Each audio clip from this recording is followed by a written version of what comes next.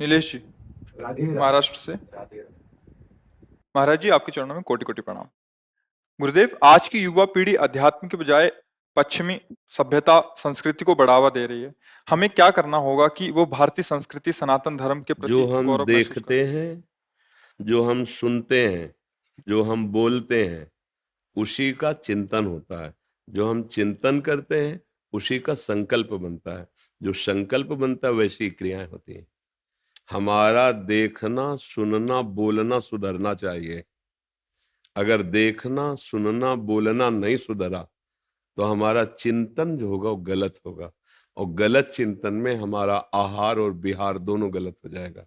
आहार मांस, मदिरा, अंडा, ये सब खाना पीना, अभक्ष्य पदार्थ। विहार परिस्त्री गमन करना, गंदे आचरण करना। ये कैसे हुआ?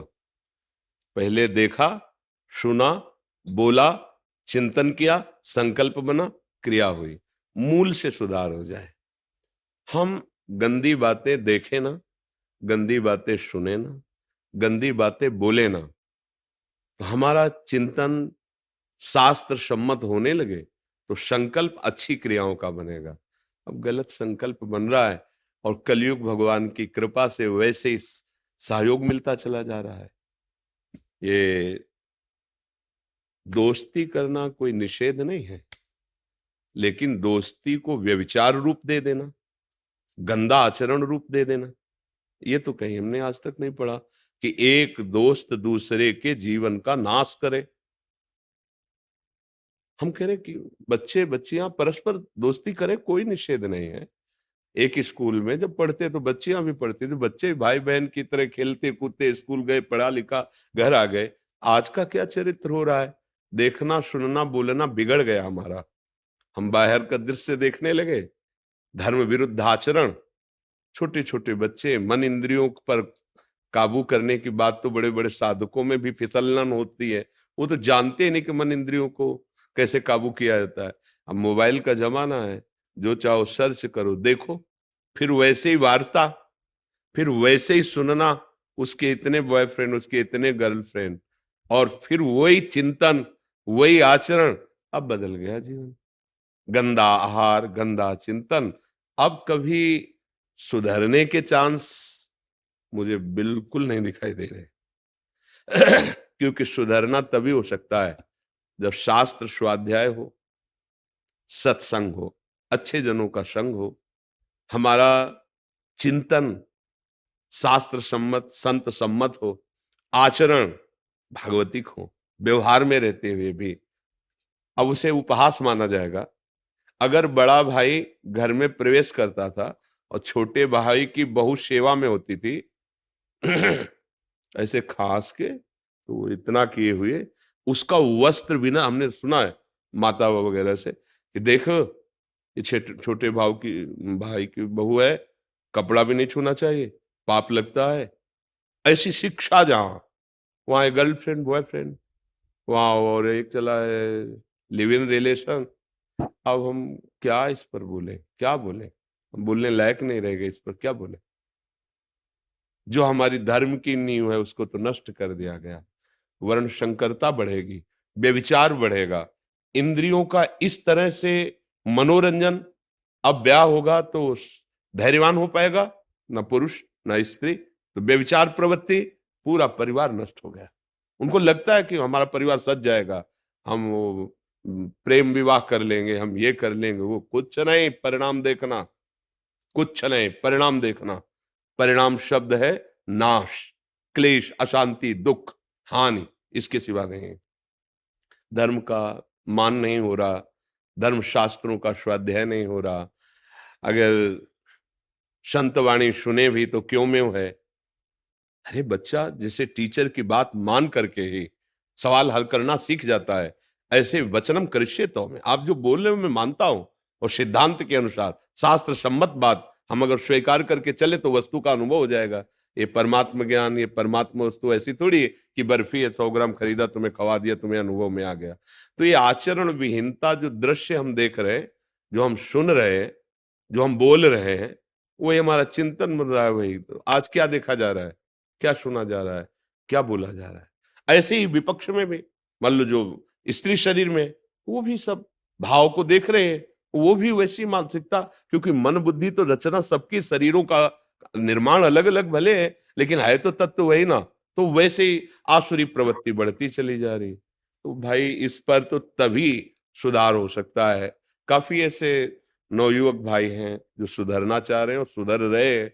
अगर वो संत वाणी सुने, शास्त्रों का स्वाध्याय करें, थोड़ा संयम नियम से चलें, तो सुधार हो सकता है, अन्यथा नहीं हो सकता, नहीं हो पाएगा।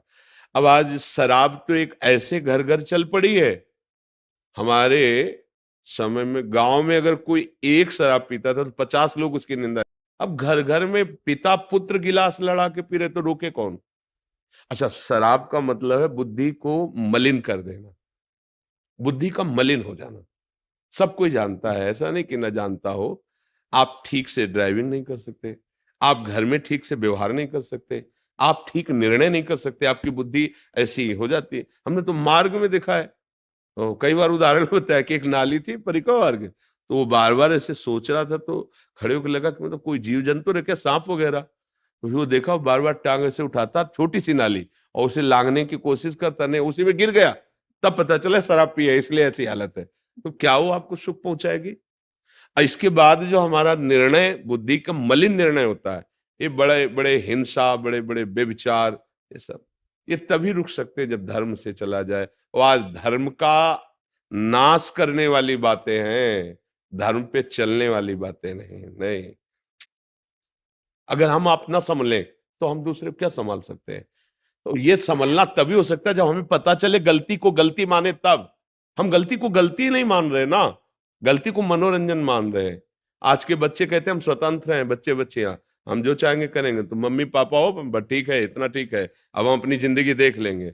और फिर जब जिंदगी ऐसे गर्त में फंसती है जहां फोन से भी नहीं कह सकते, ऐसे गर्त में फंसती है, बस उनको भी एक ही रास्ता, बिना दूसरा कोई रास्ता नहीं रहता। इसलिए बहुत प्रार्थना है, मतलब आप नवयुवक हैं, ऐसी हमारी समाज सुरक्षा के लिए प्रश्न करते हैं, धन्यवाद है। पर हम खुद अब सुधरें और 4 जनों को सुधारने की भावना रखें। जब तक स्वयं नहीं सुधरा जाएगा तब तक बात नहीं। बकाया इस जगह हम दुखी हो जाते हैं, क्योंकि हमारी बात कितनी सुनोगे तुम? लेकिन मोबाइल जेब में है, उसकी बात तुम ज्यादा सुनोगे। और उसमें जो कुछ सर्च करो अभी देख लो, एक क्षण में देख लो।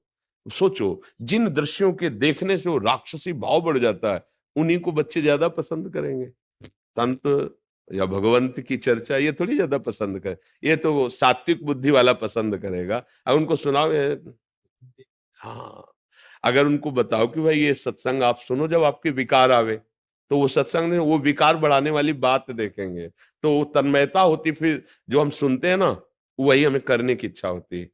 तो फिर भ्रष्ट आचरण अब कैसे करें जब तक भगवान नाम नहीं, भगवद आश्रय नहीं, अच्छा भोजन नहीं, कैसे हो सकता है?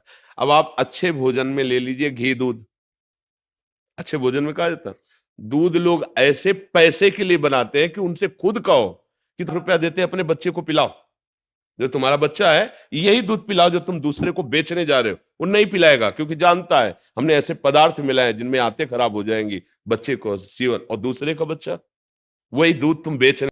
जिसकी बुद्धि में धन की प्रधानता हो गई है, भोग की प्रधानता हो गई, वो राक्षस हो जाता है। वो नहीं समझ पाता, अरे छोटे छोटे बच्चे दूध पिएंगे। मान लो कोई एक सहज आदमी है जिसके पास बहुत पैसा नहीं, तो आधा किलो 1 किलो की पैकेट ही तो लेगा घी की, कि रोटी में चुपर लेंगे। क्या चुपर के खा रहा है? वो जहर खा रहा है। अपवित्र, जिसके लिए विधर्मियों ने तलवार की नोक पर कि इसे ग्रहण करो तो गर्दन कटवा ली, लेकिन जवान पे नहीं रखा, वो पैसा लेके खरीद के खा रहे हैं। कैसे, मतलब इस विषय पर कैसे बोला जा सकता है? जब तक अपने लोग सुधार ना करें, हमारा समाज धन को प्रधान रख करके भ्रष्ट होता चला जा रहा है, भोगों को प्रधान रख करके भ्रष्ट होता चला है। जहां धन की प्रधान बुद्धि रखी जाएगी, भोगों की प्रधान बुद्धि रखी है, वहां राक्षसी बुद्धि आ जाती है, और राक्षसी बुद्धि कुछ भी करवा सकती है। आप देख रहे हो ना, उसी को कहा जाए कि तू अपने बच्चे को पिला ये दूध जो बना के बाजार में बेचने जा रहा है, वो नहीं पिलाएगा, क्योंकि जानता मैंने ऐसा ऐसा इसमें केमिकल मिलाया है। फिर दूसरों के बच्चों की हालत क्या होगी? उसी को खवाओ घी जो बना रहा है, वो नहीं खा, वो नहीं खाता, वो तो केवल बेचता है पैसे के लिए। ये सब बड़ा विचित्र है। भगवान कृपा करे, सबकी बुद्धि शुद्ध हो, नाम जप करे, तभी समझ में आएगा।